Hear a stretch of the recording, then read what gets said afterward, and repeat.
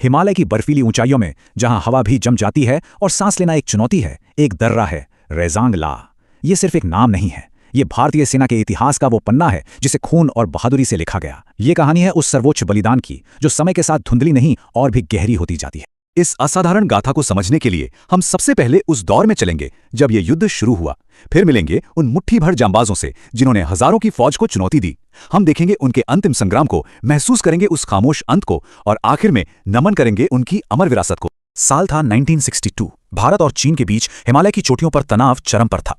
यह सिर्फ जमीन का झगड़ा नहीं था, यह दो देशों के आत्मसम्मान की लड़ाई थी और इस लड़ाई का मैदान बनने वाला था लद्दाख का वो ठंडा वीरान रेगिस्तान। ये सब अचानक नहीं हुआ, इसकी चिंगारी 1959 से ही सुलग रही थी। धीरे धीरे चीनी घुसपैठ बढ़ती गई और अक्टूबर 1962 आते आते ये घुसपैठ एक बड़े हमले में बदल गई। इसी हमले की आग में नवंबर के महीने रेजांग ला की चोटी पर एक नया इतिहास लिखा जाना था। तो सवाल उठता है, रेजांग ला इतना जरूरी क्यों था? क्योंकि ये दर्रा चुशूल घाटी तक पहुंचने का एक अहम रास्ता था जहां भारत की एक हवाई पट्टी थी। अगर रेजांग ला दुश्मन के हाथ में जाता तो चुशूल को बचाना लगभग नामुमकिन हो जाता। इसे हर हाल में रोकना ही था। लेकिन रेजांग ला में सैनिकों का सामना सिर्फ चीन की सेना से नहीं था, उनका असली दुश्मन तो वहां का मौसम था।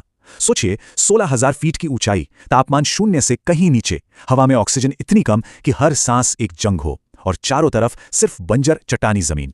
ऐसी जानलेवा जगह पर लड़ने के लिए फौलादी जिगर चाहिए था। इस मुश्किल हालात में इस दर्रे की हिफाजत का जिम्मा भारतीय सेना की एक छोटी सी टुकड़ी को सौंपा गया। उन्हें शायद ये अंदाजा भी नहीं था कि वो एक इतिहास की सबसे बड़ी वीर गाथाओं में से एक लिखने जा रहे हैं। ये थी 13 कुमाऊं रेजिमेंट की चार्ली कंपनी। सिर्फ 120 जवान, ज्यादातर हरियाणा के अहीरवाल इलाके से। ये सिर्फ एक फौजी टुकड़ी नहीं थी, ये एक ही मिट्टी के भाई थे जो एक दूसरे के लिए जान दे भी सकते थे और ले भी सकते थे। इस कंपनी की कमान थी मेजर शैतान सिंह के हाथों में। वो बेहद शांत स्वभाव के थे, लेकिन उनका इरादा चट्टान जैसा मजबूत था। वो उन अफसरों में से थे जो हुक्म नहीं देते बल्कि अपने जवानों के साथ कंधे से कंधा मिलाकर लड़ते हैं। लेकिन ये लड़ाई बराबरी की नहीं थी। जरा इस फर्क को देखिए। एक तरफ हमारे 120 जवान जिनके पास पुरानी 303 राइफलें थीं और तोपखाने का कोई सपोर्ट नहीं था, और दूसरी तरफ हजारों की तादाद में चीनी सैनिक जो ऑटोमेटिक हथियारों और भारी मोर्टार से लैस थे। ये संख्या और ताकत की नहीं बल्कि हिम्मत और जज्बे की लड़ाई थी।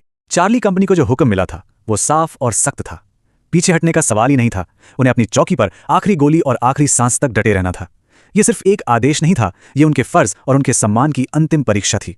और फिर वो सुबह आई, 18 नवंबर 1962, जब रेजांग ला की खामोश चोटियां गोलियों की आवाज से गूंजने वाली थीं। सूरज निकलने से ठीक पहले घने अंधेरे में चीनी सेना ने हमला बोल दिया। ये एक एक करके नहीं बल्कि इंसानी लहरों की शक्ल में आगे बढ़ रहे थे। सैकड़ों सैनिक एक साथ भारतीय पोस्ट की तरफ दौड़ रहे थे। लेकिन हमारे जवानों ने ऐसी बहादुरी दिखाई कि दुश्मन की पहली कई लहरें तोड़ दी गईं। एक एक भारतीय जवान 10-10 पर भारी पड़ रहा था। पर धीरे धीरे गोलियां खत्म होने लगीं। जब बंदूकें खामोश हो गईं तो लड़ाई संगीनों और खाली हाथों से शुरू हुई। यह युद्ध का सबसे भयानक दौर था। इसी बीच मेजर शैतान सिंह बुरी तरह घायल हो गए। जब उनके जवान उन्हें पीछे ले जाने लगे तो उन्होंने अपना आखिरी हुक्म दिया, मुझे यहीं छोड़ दो और दुश्मन से लड़ो। एक सच्चा लीडर जो आखिरी सांस तक अपने फर्ज को निभा रहा था। और ये आंकड़ा 0। ये उन भारतीय सैनिकों की संख्या है जिन्होंने सरेंडर किया। चार्ली कंपनी के एक भी जवान ने हथियार नहीं डाले। उन्होंने लड़ते हुए मरना मंजूर किया, पर अपनी जमीन का 1 इंच भी दुश्मन को नहीं दिया। जब गोलियों का शोर थमा और बर्फ पर सिर्फ खामोशी रह गई तो दुनिया के सामने एक ऐसी सच्चाई आई जिसने सबको सन्न कर दिया। कई दिनों बाद जब भारतीय सेना की टुकड़ी वहां पहुंची तो उन्होंने जो मंजर देखा वो अविश्वसनीय था। हर एक भारतीय जवान अपनी पोस्ट पर, अपनी पोजीशन में, हाथ में हथियार लिए शहीद हो चुका था। उनके शरीर बर्फ में जम गए थे, लेकिन उनके चेहरे पर हार नहीं, सिर्फ कर्तव्य निष्ठा। कहते हैं कि दुश्मन भी इन वीरों की बहादुरी देखकर हैरान रह गया। चीनी अफसरों ने भी इन जांबाजों के शौर्य को सलाम किया। उन्होंने मान लिया कि ऐसे योद्धा उन्होंने पहले कभी नहीं देखे। रेजांग ला की लड़ाई में शायद हम जमीन हार गए, लेकिन इस लड़ाई ने एक ऐसी विरासत बनाई है जो हमेशा भारतीय सेना का सिर ऊंचा रखेगी। चार्ली कंपनी के 120 जवानों में से 114 कभी वापस नहीं लौटे। उन्होंने देश के लिए अपना सब कुछ बलिदान कर दिया। यह सिर्फ एक संख्या नहीं है, ये उस लड़ाई की भीषणता और उस संकल्प की गवाही है। मेजर शैतान सिंह को उनके इस असाधारण नेतृत्व और अदम्य साहस के लिए भारत के सबसे बड़े सैन्य सम्मान परमवीर चक्र से सम्मानित किया गया। वो इस सम्मान के सच्चे हकदार थे। आज चुशूल का रेजांग ला युद्ध स्मारक उन अमर शहीदों की कहानी कहता है। इस पर लिखे शब्द आज भी गूंजते हैं कि एक इंसान के लिए इससे बेहतर मौत और क्या हो सकती है कि वो मुश्किल हालात का सामना करते हुए अपने पुरखों की जमीन और अपने देश के सम्मान के लिए जान दे दे। रेजांग ला को हार या जीत से नहीं तोला जा सकता, इसे साहस और बलिदान के पैमाने पर देखा जाता है। ये वो लड़ाई थी जिसने हार में भी जीत की एक नई परिभाषा लिखी।